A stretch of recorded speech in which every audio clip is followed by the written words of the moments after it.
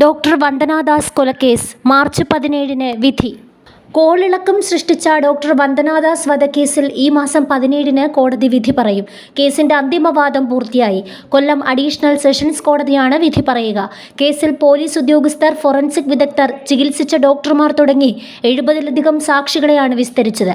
22 തൊണ്ടിമുദ്രകളും 207 രേഖകളും ഹാജരാക്കുകയും ചെയ്തു.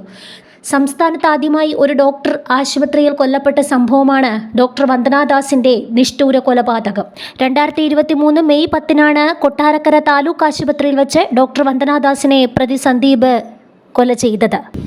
നെഞ്ചത്തും തലയിലും ആഴത്തിലുണ്ടായ മുറിവുകളായിരുന്നു മരണകാരണം. കോട്ടയം കടുത്തുരുത്തി കുറ്റിച്ചിറയിൽ KG മോഹൻദാസിന്റെയും വസന്തകുമാരിയുടെയും ഏക മകളാണ്. മീയണ്ണൂർ അസീസിയ മെഡിക്കൽ കോളേജിൽ നിന്ന് MBBS പൂർത്തിയാക്കി. ഹൗസ് സർജൻസിക്കാണ് താലൂക്ക് ആശുപത്രിയിലെത്തിയത്. സന്ദീപ് 2023 മെയ് 10 പുലർച്ചെ 3 കൊല്ലം റൂറൽ പോലീസ് കൺട്രോൾ റൂമിൽ വിളിച്ച് താൻ അപകടത്തിൽപ്പെട്ടെന്നും രക്ഷിക്കണമെന്നും അഭ്യർത്ഥിച്ചു. പോലീസ് എത്തിയപ്പോൾ കാലിൽ പരിക്കേറ്റ് അയൽവാസിയുടെ പറമ്പിൽ നിൽക്കുകയായിരുന്നു. അയൽവാസികളെയും കൂട്ടി സന്ദീപിനെ ആശുപത്രിയിലെത്തിച്ചു. ഡ്യൂട്ടി ഡോക്ടർ മുറിവ് ഡ്രസ് ചെയ്യാൻ നിർദ്ദേശിച്ചു. OP ടിക്കറ്റുമായി സന്ദീപിനോടൊപ്പം ഡ്രസ്സിംഗ് റൂമിലേക്ക് പോയ ഡോക്ടർ വന്ദന പിന്നീട് ഒബ്സർവേഷൻ റൂമിലേക്ക് പോയി. ഇതിനിടെ കാഷ്വാലിറ്റിയിൽ വെച്ച് അക്രമാസക്തനായ സന്ദീപ് ഒപ്പം എത്തിയവരെ ആക്രമിച്ച ശേഷം ഒബ്സർവേഷൻ റൂമിലേക്ക് പാഞ്ഞെത്തി.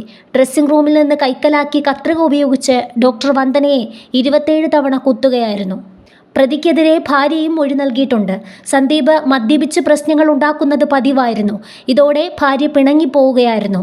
തനിക്ക് മനോവിഭ്രാന്തിയുണ്ടെന്നായിരുന്നു പ്രതിയുടെ പ്രധാന വാദം. സുപ്രീം കോടതി ഉത്തരവ് പ്രകാരം പ്രതിയുടെ മാനസിക നില വിദഗ്ധ സംഘം പരിശോധിച്ചതോടെ ഈ വാദം പൊളിയുകയായിരുന്നു. സന്ദീപിനെ പിന്നീട് സർവീസിൽ നിന്നും പുറത്താക്കി.